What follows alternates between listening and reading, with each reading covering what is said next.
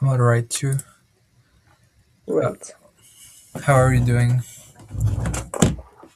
Fine, I guess, because this week I finally passed my defense with my thesis, like pre-defense. So I'm a bit of relaxed for now. You're free now, like you're in the holidays? Not yet on holidays because we are having exams in 1 month, but yeah, like till my birthday, I think that I will just spend some time for myself. How was your birthday, by the way? What? My birthday. How was your birthday? What Mhm. did I made for my birthday? Yeah, it was alright. Like we went to a restaurant with my family and with friends. And so, yeah, what did I? Yeah, I do not remember, honestly. I remember just only this. I did not really care, but yeah, it was cool.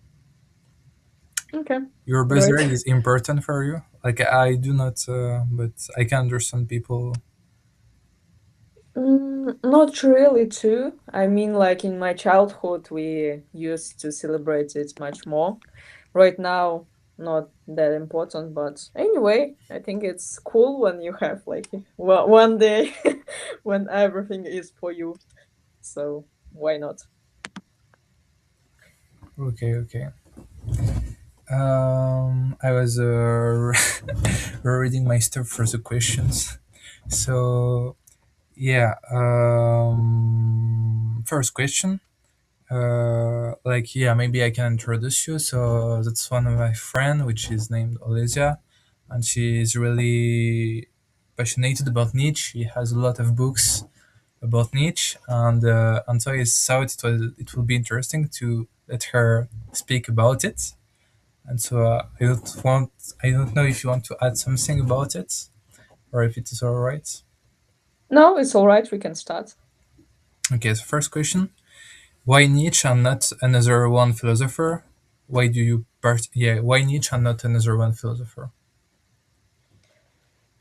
That's a simple but still complicated question because I think it's always very complicated to explain why you love one philosopher and not the another, because it always comes down to the feeling that you have when you are reading their books and their works. So I think that for me, Nietzsche just became a person who started to describe some things that not a single another philosopher did. So he is the only one, he was the first one actually to challenge the moral system in general. He was the first one to bring the questions, the importance of the questions about your personality, about self achievements, some personal goals, some personal issues at the same time, complexity of reality in the first place. And I didn't see any other philosophers do that. So I think that's the reason why I like Nietzsche so much, because he's a rebellion at some point, but still he's an academician, and that is really cool for a person to see the life like he managed to do that. Do you have like example in his book like that can illustrate this about personal achievement, for example, that we cannot retrieve in other philosophers? I guess any of his books has have these elements where he challenges personality, but I think that my favorite one personally is Beyond Good and Evil. So I think it's the book where he gathered a lot of quotes from his works, and they're all about his main ideas. So complexity of reality, individual, some traits, and other stuff. So yeah, I guess any book. I mean, one of his uh, maybe people's favorite and one of the most popular is Also sprach Zarathustra in German, uh, and it has some features that usually philosophers do not have in their works, because as far as I know, Nietzsche is very beloved in Germany for his language, because he wrote not only important stuff, but he also used a very beautiful language. Unfortunately, I cannot read Nietzsche right now in German, but I would really like to, because I think it's always not even less important, but maybe even more important to see how the work was done, not only what was inclined in the essence of it. Yeah. Okay. Well, you can do it if you want, like one or two sentences and translate it for other people, maybe, if you want. Unfortunately, I think now no, because I read Nietzsche in Russian, so it Okay, would be not that inconvenient. Yeah. okay, okay. We'll redo one then. Okay, so second question will be more about what's your favorite quotes from Nietzsche, Hmm. if you have one, and if you can explain it, why it is your favorite. Yes, sure. I can read it and I can comment on it. Um, well, I guess that my favorite quote from Nietzsche is about,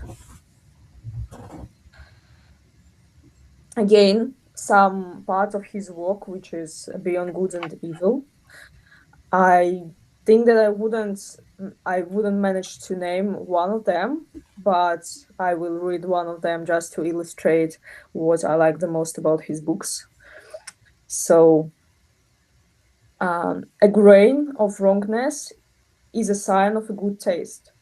He who fights monsters should take care not to become a monster himself. And if you gaze long into an abyss, the abyss also gazes into you.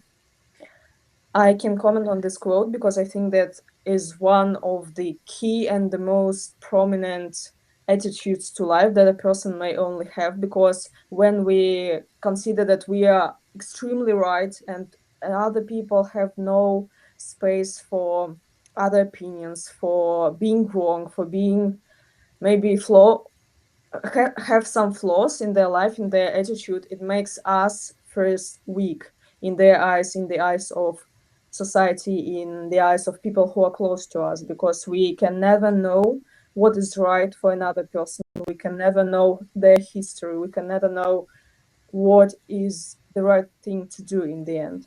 So I guess that this idea, when you tend to, not maybe even tend to, but you try to be so right in some matters, you become one of who has the most number of wrong things inside you.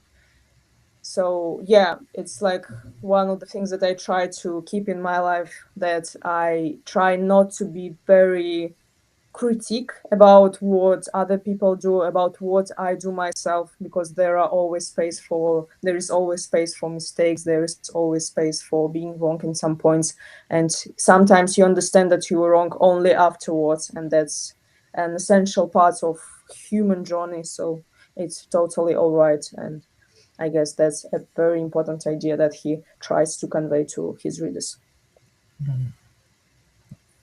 Okay, and I understand, but like, why all this? It's more provocation question. Why all these abyssal, these dark things for expressing this? You know, I did not remember exactly the quote, but it was like all this stuff that's you explained it, but when you read the sentence in itself, it seems more dark. You know what I mean? Like it's more the in this term, this vocabulary of uh, yeah. I don't know if you want Mhm. what I mean. Yeah, I understand what you mean. I guess it's always about it is not always, but for him it's about the manner of his perception of life. And I guess that's one of the main features when you can really say that the philosophy is yours and that you understand what he means. Because I think that one of the reasons why I like Nietzsche is because of his, as you told it, dark sentences and dark vocabulary. Because, for example, if we mention Schopenhauer, he was also a philosopher who used very depressive tones in some points, but I personally never liked him. And I think it is connected with the fact that he always had these depressive tones, but there was no sign of fight in his works. Mhm. So it was always about, like, you need to surrender, life is useless, and all that stuff. But Nietzsche, he is the one who admits the complexity and, in some point, the ugliness of life, but he still keep on fighting, he still keep on considering stuff, he still keep on trying to find something good in what's going on. And I think that that's just my philosophy myself, because I don't tend to see things in a light manner, but I still um, I mean, maybe I tend to try and find some good stuff in things that's going around me. And I think that this idea of fight that is present in life is very essential. And I think that's actually one of the ideas that he tried to convey to his readers. Because if you see the stuff around you in a light and easy manner, you cannot express the idea of fight in that good manner as he did it, just because he admitted the complexity of everything what is going on around him. Okay, okay, understood. Like, if we compare, if I understood, like Nietzsche is more, well, it's really caricatural. It's the same as Schopenhauer, but with a fight inside. I'm just not saying it's awful. I will do nothing, just describing. And Nietzsche is more okay. It's awful, but I will fight for make it better, in a way. Mhm. But and why do you think Nietzsche, and maybe you in a way, but let's talk about Nietzsche. Why he consider life awful? I agree about complexity, and as you said at the beginning, that maybe people do not see life. Uh, like you have a different background, some other people have different backgrounds, you cannot really understand them. But is it not at the inverse, like beautiful things to have a complexity and different people and not being all the same and all being robots? That's why we are trying all to escape in a way to be different from other people, so that complexity can also be seen beautiful. So why Nietzsche see it as something awful?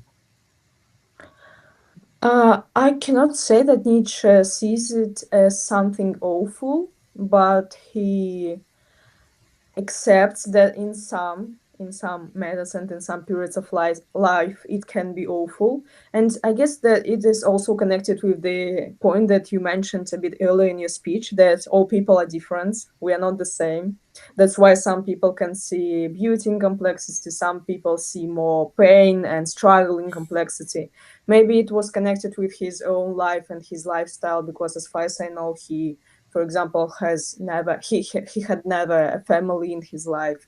He had always struggles with people. He was very intellectually clever, and he became like a professor at the age of 24, if I'm not mistaken. But he never had a family, and I guess he had some troubles and struggles in his life that didn't manage him to see complexity of life as something beautiful, because he just experienced a lot of pain in his life.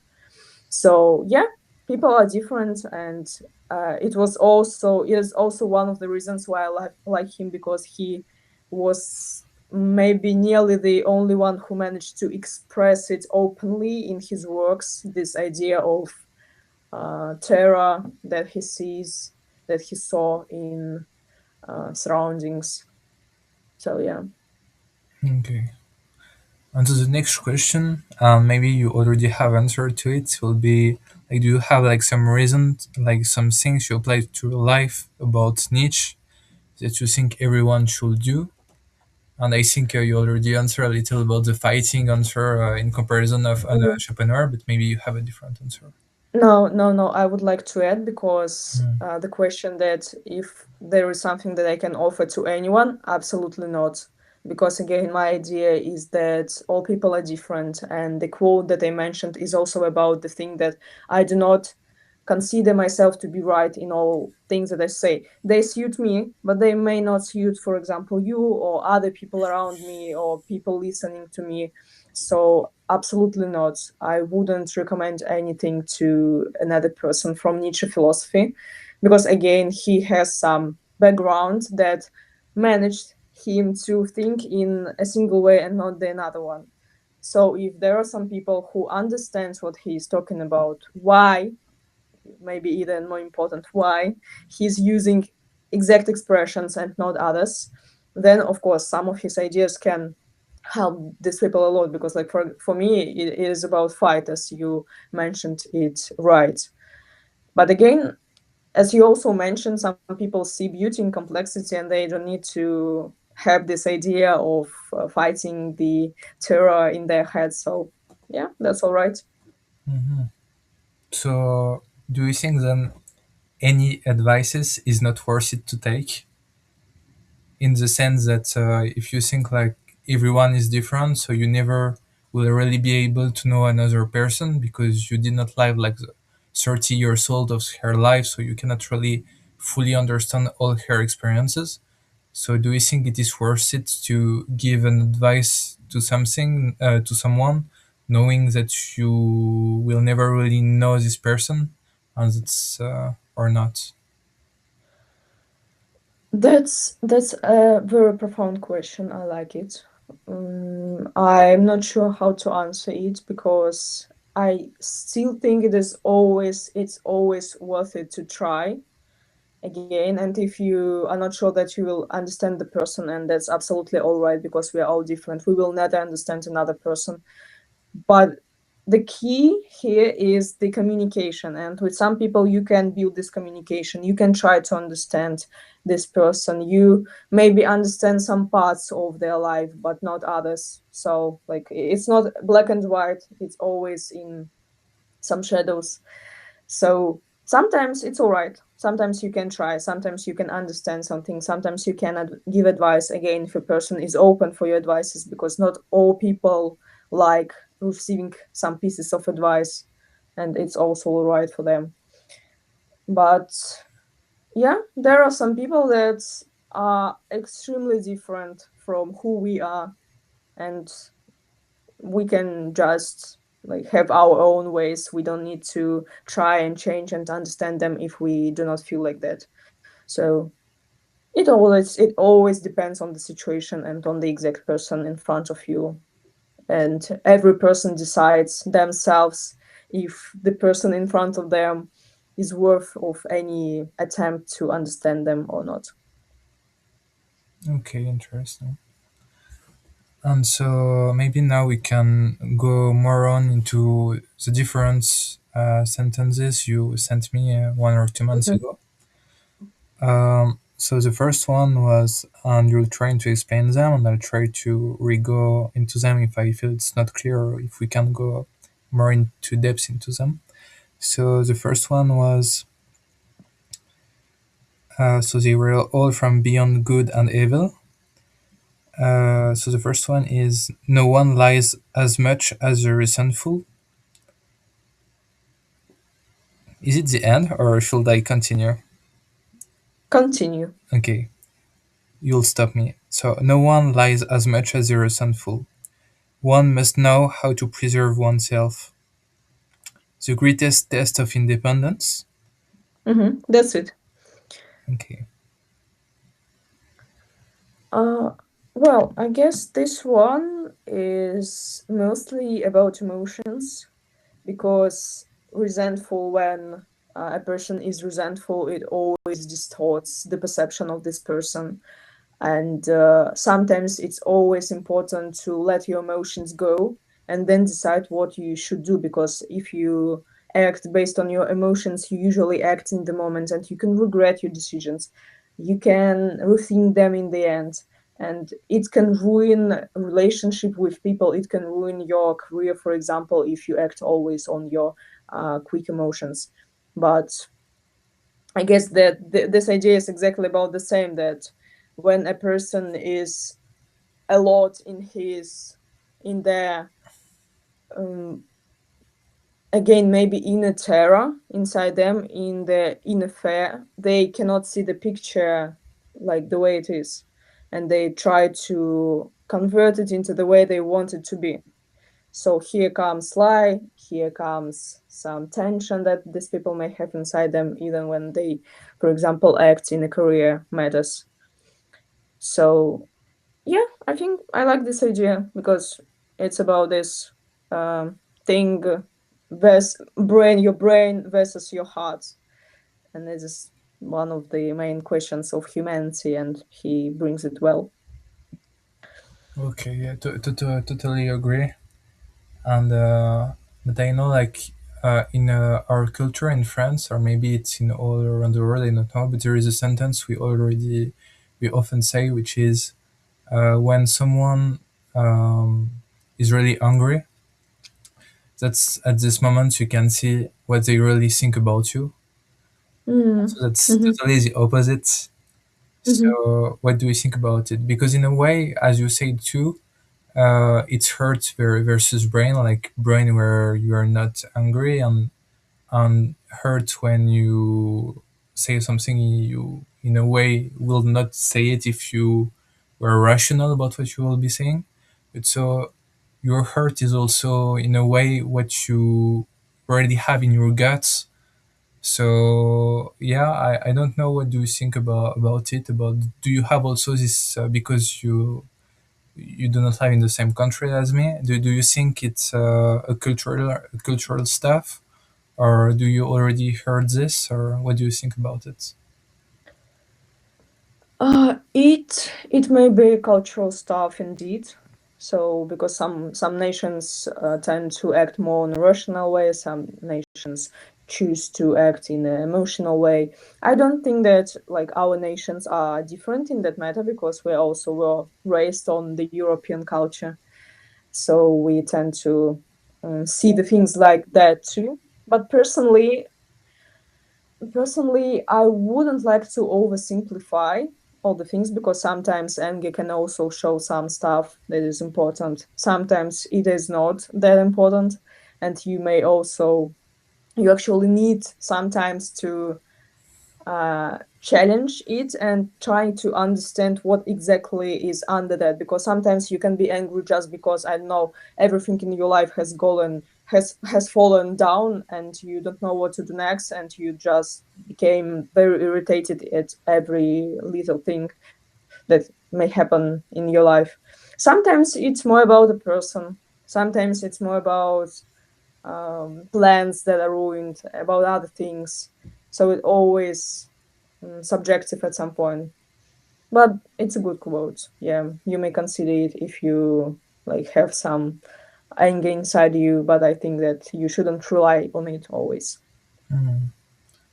And so, on Nietzsche cases, in the concrete application of this quote, will he, like, if someone was angry about him, do you know if he was more about saying, okay, then it was not what he really think, and I'm okay to, even if what the people in front of me was said is hard, I will, if he apologize after in a rational way, I will accept the I will accept it, or yeah.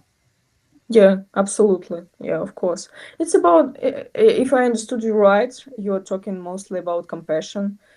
And that's again about the point that I mentioned in the first minutes of my speech, that we never know what is right. We never know who is right, when is right, and sometimes we all have some flaws, and sometimes compassion is the only thing that make relations with people just possible. Just letting them be as they are, because no one likes to be judged, no one likes to be constantly mm, yeah, maybe even judged. I cannot add something else here. So yeah, sometimes we are weak, and that's okay. Sometimes we need to be weak, sometimes we don't have guts to be strong, and letting us to be this way is like the initial parts, the very essential parts of our journey in the general. So yeah. This led me to another question, which is, what about if nothing is, like, if you cannot know who is wrong or not, what do you do about morality, about law, about justice? Yeah, that's a brilliant question too, because Nietzsche, I think that Nietzsche is the philosopher who brought up the question of moral system in general.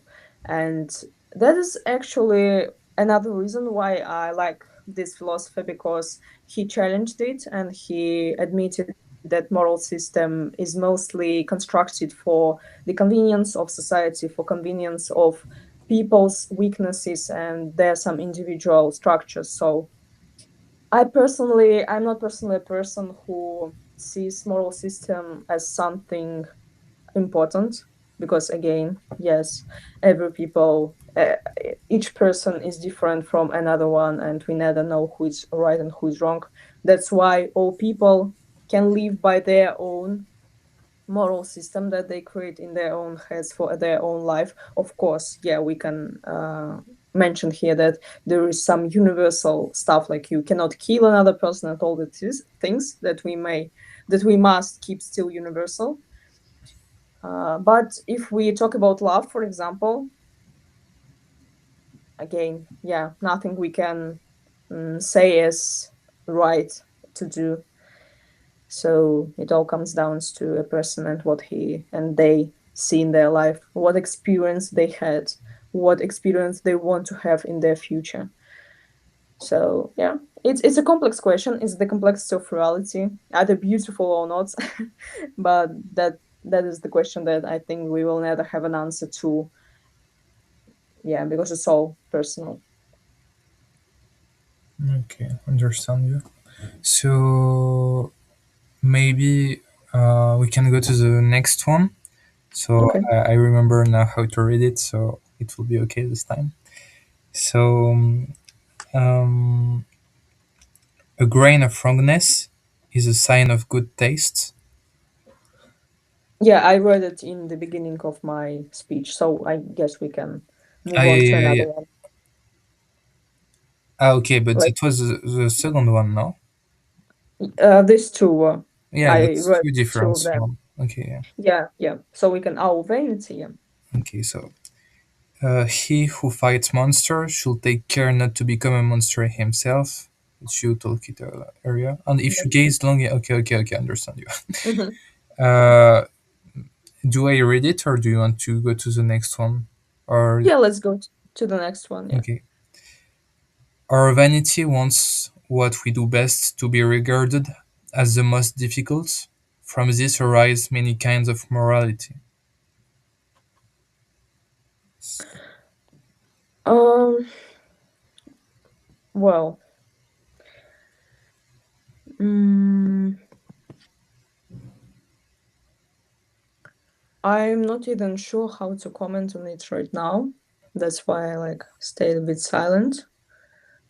Because maybe I need, yeah, to overthink it a little bit, because now I have some questions to the quote. So I guess we can move on to another one.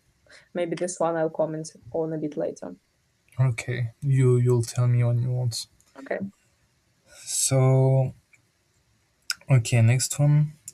The greatest is the one who can be the most solitary, the most concealed, the most unlike others, a human being beyond good and evil, master of his virtues, possessing an immense reserve of will.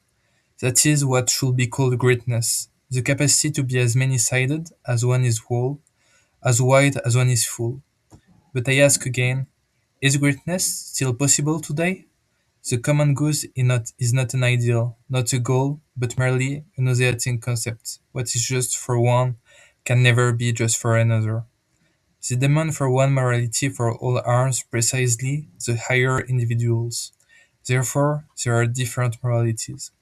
He who refuses to see another's higher qualities will scrutinize all the more closely what is base and superficial in them, and thereby reveals himself.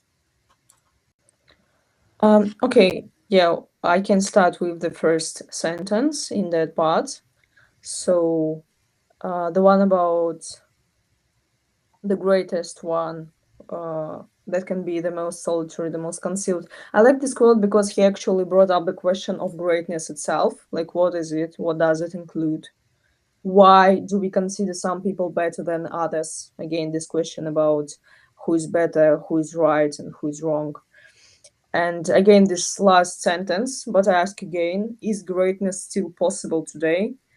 I think is the main one, because it is again about the idea that we are not flawless, and he brings it up because his whole work is about this idea of Übermensch, in German, like superficial person who possesses the qualities of like the most perfect person in the world, and he always brings up the reality into this matter, because we can imagine this person, but we can never be him. We can never see a person like him. We can never see the greatness itself today. It's always the question of sides and shadows in a person that we can see in front of us.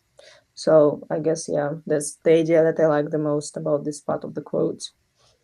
So the one about the common good, which is not an ideal, but merely a Gnostic concept, that's actually about the moral system that I mentioned earlier. What is just for one can never be just for another. We are all different. So the Nietzsche in his works always questions the society in general, the society system, the things that we consider to be that we consider to uh, mm, maybe good, maybe prominent, maybe even on the contrary bad, and it is always a matter of an individual. So I guess I again come close to the things that I mentioned earlier.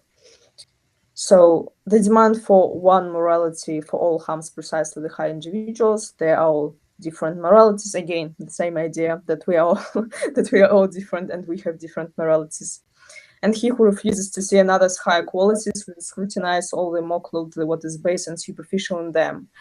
I think that in this quote I saw the nature of envy people and the notion itself.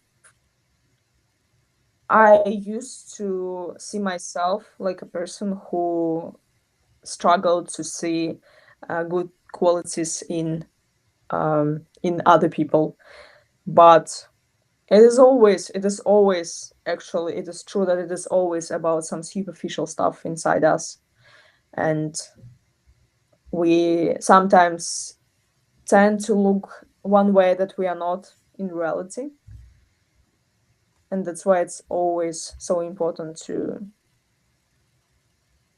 not even only to look in ourselves, but always to look in other people around us, and not only in bad stuff that they have, but in much better stuff that we have. So yeah, I guess that's it. Okay, I see. And so, do you have a, a preference between like this the first quote you read and this last one, or all of them are equal to you? All of them are equal to me. Okay. Yeah, I wouldn't, yeah, have a rating. And that's lead me to another question, which is, do you know if Nietzsche talk about the topics of productivity, for example? Because the question I just asked, for example, is like every sentences has his own meanings in itself, and each of them has value, as different persons are different and have different values, but you cannot really compare them. All of them bring a unique value as a sentences. And do he talk about this topic or not in all of his books? Sometimes. I'm not sure what you mean exactly, because, like, yes, qualities are different. And no, I think that the main idea of his books, if I understood your question right, the main ideas of his books is to eliminate every possible estimation system. Like, we cannot judge. We cannot judge. We can see the differences, but we cannot judge. We choose something for ourselves, but we cannot judge in general what is right. So I guess no, his main idea is to refuse any possible estimation of what we see. So as we discussed a little bit earlier, but I think it's interesting to go a little depth into it, which is about, like as you said, we cannot judge, but in another time we also say that for every people it's better that we judge in a way for having laws, and if I understood well. And so, is there not a like is there not a contradiction? I mean, it's provocation too. Like I understand the fact that it's better to not judge because you cannot never You cannot never know what is really good in a way, but in another way, for the society to work, you still need it, uh, to have a system with laws and with justice. And so it's like a little bit contradictory to say, like, maybe I mean, provocation question one other time, but to say I want a system with laws, I want a system with morality for everyone, being able to work together and not being an anarchy, but still being saying in the same sense, we cannot judge. So how do you know if there is, like, something I'm missing to link both? Mm, I guess I got your question, but I don't think that Nietzsche and any of philosophers try to override the social system. It's academia and it's a question of thought. Of course, we have some laws, and of course, they are essential. Of course, we have some manners how we should live, and no one actually tries to oblige states to eliminate all the laws just because we shouldn't judge people. I guess that's just a philosophical question, and all philosophical questions, they're mostly not about possessive knowledge, they're about experiencing something inside us, and it's more about interpersonal relations that are not regulated and never will be. So, no, I don't see any contradiction here. Of course, we have some system that was created like long, uh, many years ago, and we are not the ones to say that they shouldn't exist. Mm, yeah, so it's an alternative reality. But in reality, of course, even this idea of nether judgments, it's not possible. Again, that the thing that I'm always talking about, that we're different, that we have different moralities, that we shouldn't judge one another, it's again more about idealistic perception of life, but it's not possible. Again, like, not me, not Nietzsche, no one can live like that. We all at some points can judge others, but the idea itself is, as for me, brilliant. In reality, it works different, but that's at some point the beauty of philosophy, that we can neither see it in full. We can just take parts of it and try to bring it in a beautiful style in our life. Okay, I understand your point about. Well, I think my the questions I will ask after is then not relevant, because it was like, how do you consolidate, like, actions with the system, like concretely, if there is some people in the street doing some action, and you think it's not right, but at the same time being like, I cannot judge, and so just letting, and so you want to beginning a project, for example, and after you say to yourself, well, but maybe it's not worth it for beginning anything, because I cannot judge even on my own actions and on other actions. And so, yeah, but I understand the point that it's more an idealistic view of life, and okay, maybe you want to comment on the last sentence now that we wrote, or you still need to overthink a little about it. We read two of the three sentences earlier, and one of them you told that you need to think a little bit. It was, Mhm. yeah. Okay, yeah, I think I can try.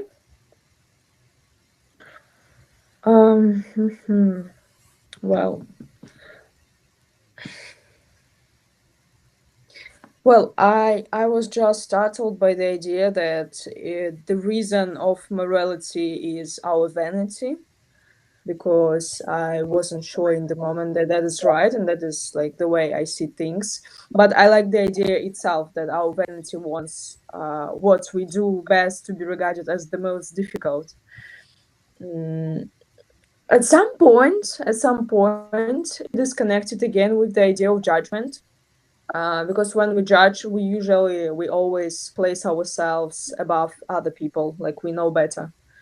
If we know better, then we definitely should have reasons for that. Like, why should we? How even not even why, but um, how can we say that we know things better if we didn't experience them earlier in like a difficult way that we should that we had to struggle, we had to fight for our own good, we had to face some things that not every person can face. And I guess that's the idea again, that if we judge, then we should accept our vanity at some point. But if we do not want to be, and we do not want to have vanity in our lives, in our personalities, then we should abandon the idea of judgment. So yeah, maybe I wouldn't agree now that it is actually one of the reasons why morality is born, but maybe one of them. Yeah, it's a matter for discussion. Hmm. So, in a way, was he saying that I'm not sure to like in a way was he saying also that if you for example go around toxic people you can be like toxic yourself for like if I take a concrete example or not Mm, like if you gaze into the abyss so if you like look something which is dark in a way urbanity wants so what is inside of you um these two quotes, they're not connected if you're talking about the earliest yeah one. yeah So yeah, if you were talking about abyss at some point, yeah, you're right. Like if you all people around you are toxic, you start to seeing it as a normal thing. Yeah, but these two ideas, they are not connected. mm. And so, yeah, maybe it can be interesting too. What is his point about? So you told me he does not have family. So Mhm. does Nietzsche have friends or not?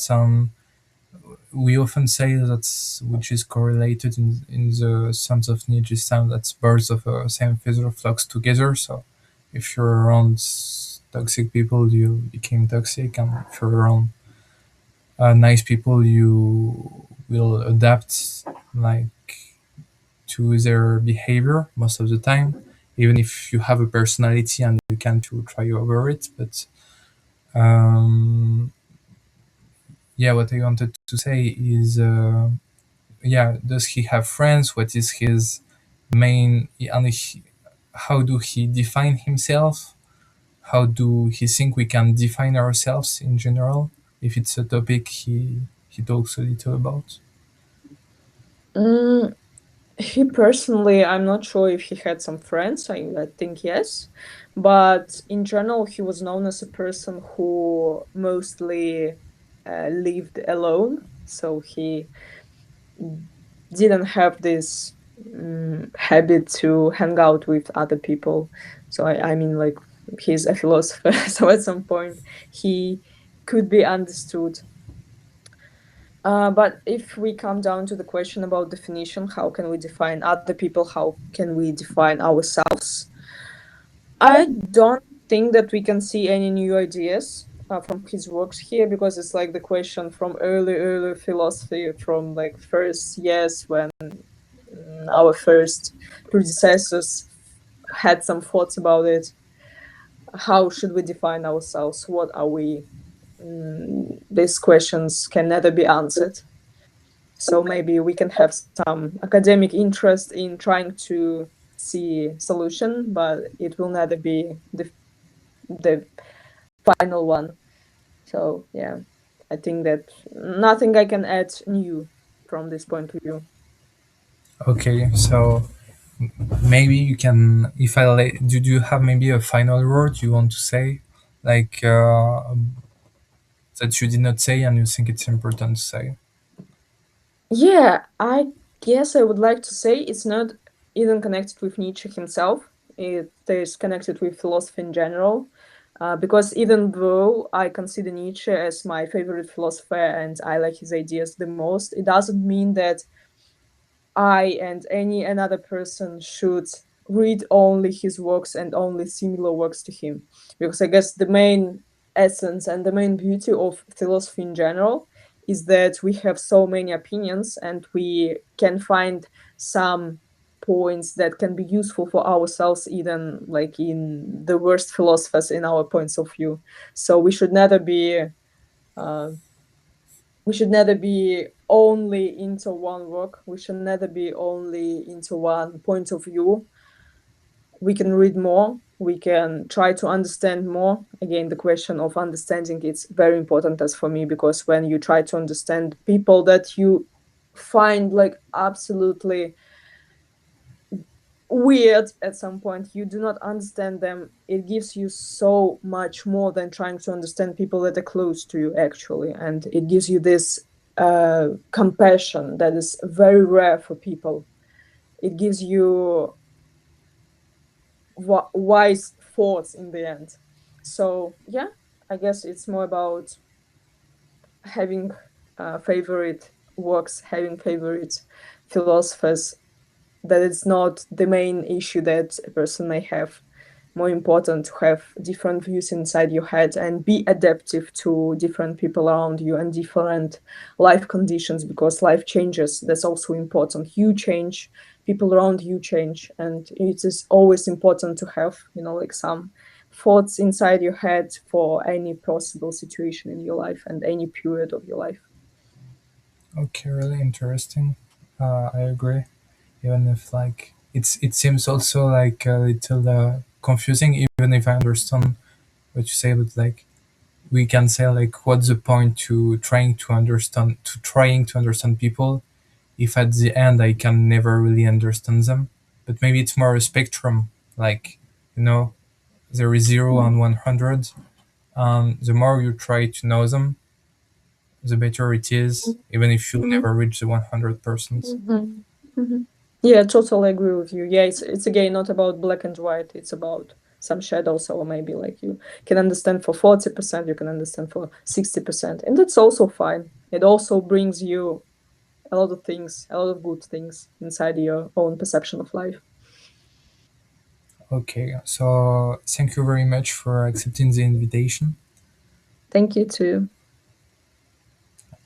Yeah, that's it. Thank you. Bye.